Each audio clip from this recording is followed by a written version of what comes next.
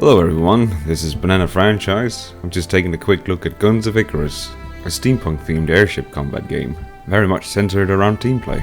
So what can you do in Guns of Icarus? Well, you can be these basic three roles. Either you can be the gunner if you want to shoot stuff, you can be the engineer if you really want to repair, or you can be the pilot if you want to control a big airship, or a small one for that matter. Now, depending on which role you choose, you can customize your character to work or to be optimized to that specific role. For example, if you are to be a pilot, you can customize your character to have a phoenix claw, so you can turn your ship faster. You can have kerosene to increase the speed of your aircraft. But just bear in mind that using these tools will actually destroy your engines slightly, and a ship without engines won't go anywhere. Well, obviously. But fortunately enough, if you actually manage to destroy your engines, which you probably will, or they will be destroyed by, I don't know, gunfire, enemy ships, you have an engineer on your team, hopefully. And the beauty about the engineer is that he can repair stuff. Well, every class can actually repair. Also, every class can actually control the ship. But the specific role just has the advantage. For example, the engineer has, well, where everyone has one rubber mallet or one wrench or just one repair tool, the engineer can have three. And having three different repair tools makes the engineer able to actually have the right repair tool for this specific situation you're in. And lastly, if you're like me and just want to rip stuff apart and blow shit up, you can be the gunner. Just like the other classes, you have three specific slots for your role. And the gunner can just carry three different kinds of ammunition. And having different kinds of ammunition, it just has different effects. Like you can have grease bullets, which increases your rate of fire and has a bigger clip size. You can have incendiary ammo to put stuff on fire, vital parts of the enemy ships. But there's always a penalty to the benefit of the bullets you have. And that's sort of the way that it's balanced out. And also, you can customize your character. Other than just your specific role and your loadout, you can actually change the cosmetics of your character and how he looks. Although, admittedly, these, I don't know, character models looks kind of flimsy. I'm not really a big fan of that. But you can get different hats and different clothing and different goggles and all that steampunk theme-ish things on your character, but they cost real life money. But you do unlock some stuff during the course of the game. And you can take a look at the statistics of the game, how many kills you've had, how many components you destroyed, how many battles you've had, how many battles you need for the next level. Just generic statistics really. But they're kind of fun to look at. And of course you have your achievements and all that kind of stuff.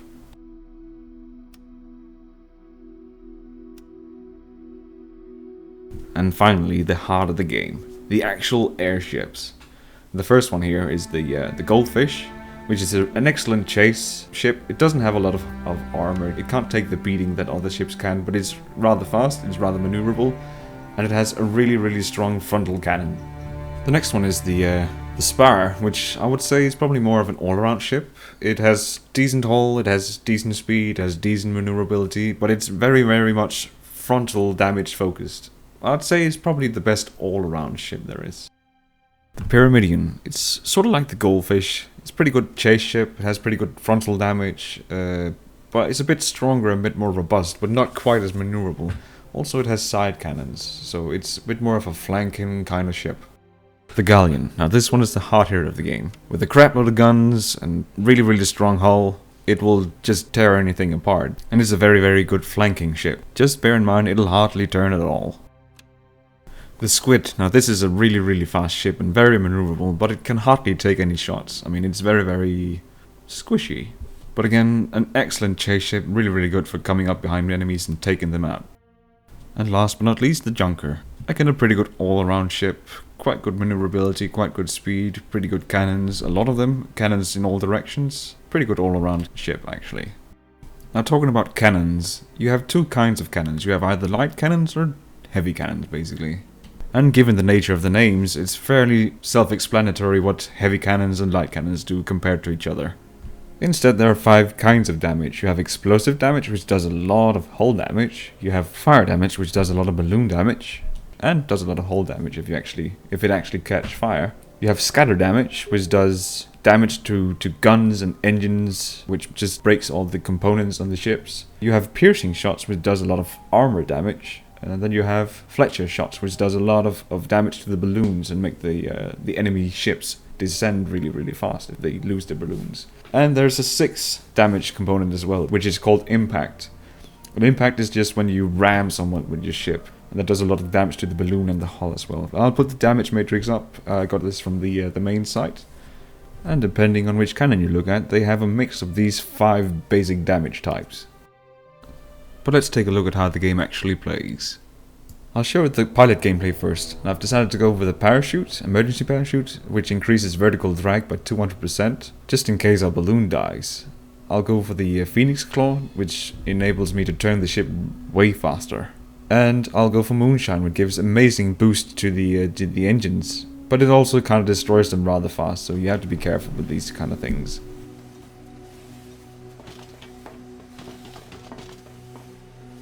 And as you can see, you can actually freely move around on this ship, which is a wonderful experience in itself. And being a pilot, your position on the ship is at the wheel. Here you can use the A and D buttons to turn left or right. You can use the W and S to change your altitude, and you can use R and F to change the speed of your ship. Now this is just a practice match with the purpose of demonstrating how this game works. And right now we're just heading towards one of the enemy balloons, I guess you could call it. Well, it simulates enemies anyway. Now being a good pilot, it is all about positioning and knowing your ship. And since we're on the Goldfish right now, this ship is not really durable, but it's quite fast, quite maneuverable, and what I would do in an actual match on this ship was to position myself behind an enemy and just use that frontal cannon, as powerful as it is, to really just blow your enemies into a pile of scrap metal and fire. Maybe even ram them.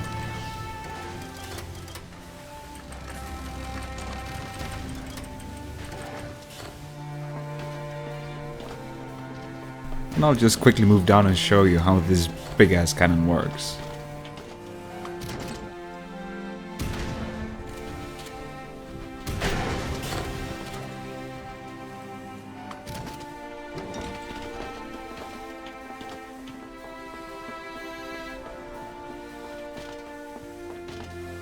Now let me just demonstrate how the pilot tools actually work. I'll start out by using the Moonshine, which accelerates your ship to what it normally wouldn't be capable of. But just mind you that this does a lot of damage to your engines rather fast. So your engineer has to know that you're doing it, so he's ready to repair it. As you can see, it takes a lot of damage really fast. Luckily for this demonstration, I actually have AI to kind of repair my ship for me. Also, I want to demonstrate some of the dangers of flying around. For example, in pretty much all the maps you have these sandstorms that doesn't do a lot of damage to your ship, but it does damage to pretty much all your components. So you want to either steer free or just be mindful that if you're very low, you don't go through them, you just destroy your ship by doing that. But of course, it can also be a good tactic because your enemies can lose sight of you. And of course, there's always the obstacles that you just want to steer around, because if you ran too many mountains and stuff like that, or debris, you're dead. Which I just did an excellent demonstration of. And just one last thing, even though you're the pilot, if your ship is going down, you should really help repair it. If your engines aren't working, then you're in deep shit, and you ain't going nowhere.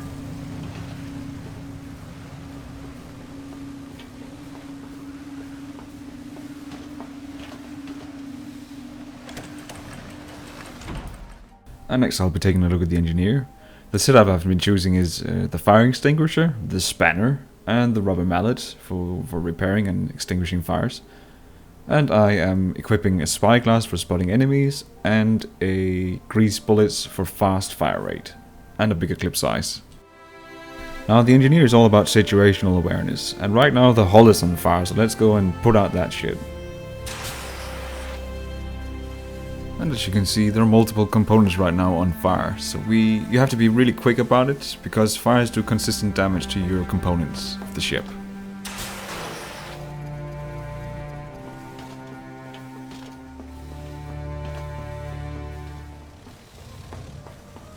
And just for the sake of demonstrating, I've destroyed my engines right now. And as you can see, we can't go forward, there's no forward thrust, and there's no turning left or right. So if you really want to immobilize an enemy, one of the key points for a gunner to go for is the engines. The repairing mechanism in this game is probably a bit counterintuitive compared to, say, something like Team Fortress 2. But as you can see, right now my engine is red, indicating that it's destroyed. When a component is destroyed, you have to consistently whack it to get it into a functional state again.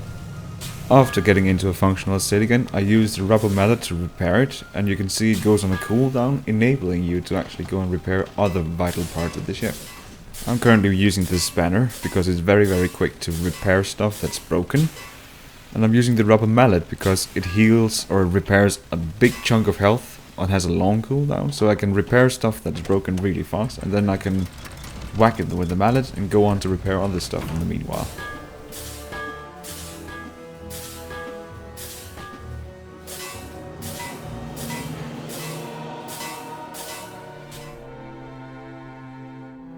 As a gunner, I'm using incendiary ammo to set the enemy ships ablaze, I'm using greased rounds for increased rate of fire, and I'm using charged rounds just for that extra punch if I really want to.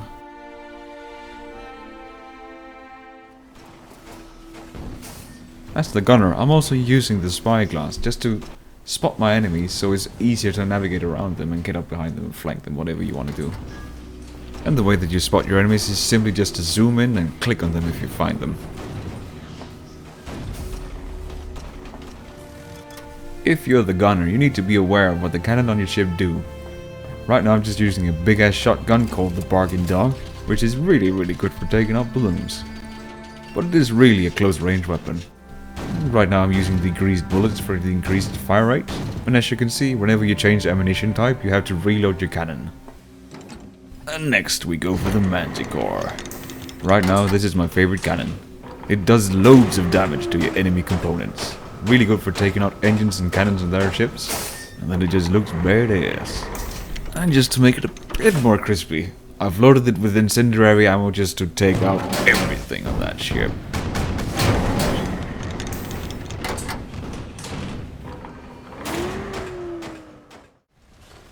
And I'll just show you a bit of multiplayer action here. In this scenario, our pilot kinda got us into a bad situation. We're on a gold ship, which is kind of a squishy ship. And I'm playing as the engineer, and you just see how incredibly frustrating and how incredibly fast you have to work to maintain your ship when you're taking so much fire. And knowing that we're in a bad situation, I'm just taking care of the most vital part of the ship, being the hull, the 3 engines, and the balloon.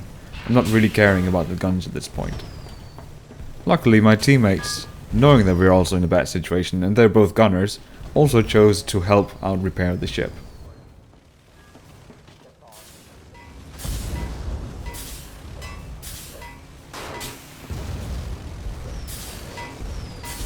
Luckily, there's an in-game voice chat system that works rather well, and you really have to take use of it and communicate to your team what you do. But for this demonstration, I've chosen to turn the voices a bit down since I don't know these people in real life.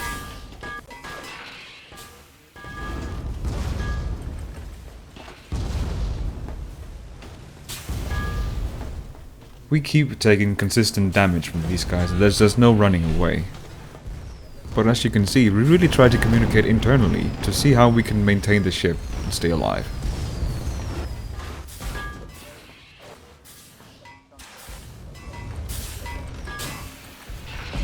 But ultimately, we get obliterated from too much fire. You can only repair so much. And unfortunately, we ended up losing this first battle. For this second scenario, I notice a goldfish coming in from our rear while I'm trying to repair the engine, and I grab a hold of the flamethrower really fast and try to get some damage on him, even though I'm the engineer. Our pilot actually does a really good job of turning the ship around so we face them head on instead of them flanking us.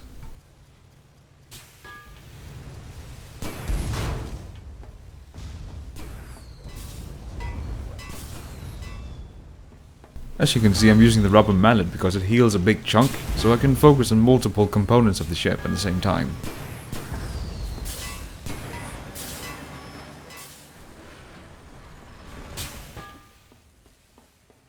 for some reason we keep getting knocked back into the debris that we're really close to. And we start to take some serious damage.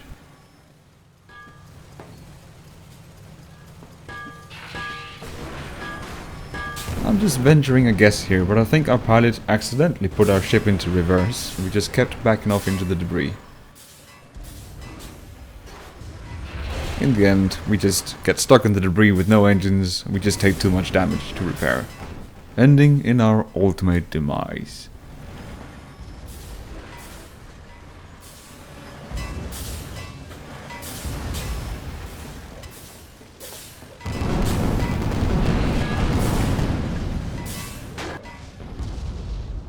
Even though we had this slightly unfortunate start, we were actually able to come back and eventually win the match. I hope you've enjoyed this little overview of Guns of Icarus and find it useful. This is a game that I've spent countless hours on already, and I'll probably spend countless more. Hope to see you in battle. But if you're my enemy, I'll make sure to destroy you.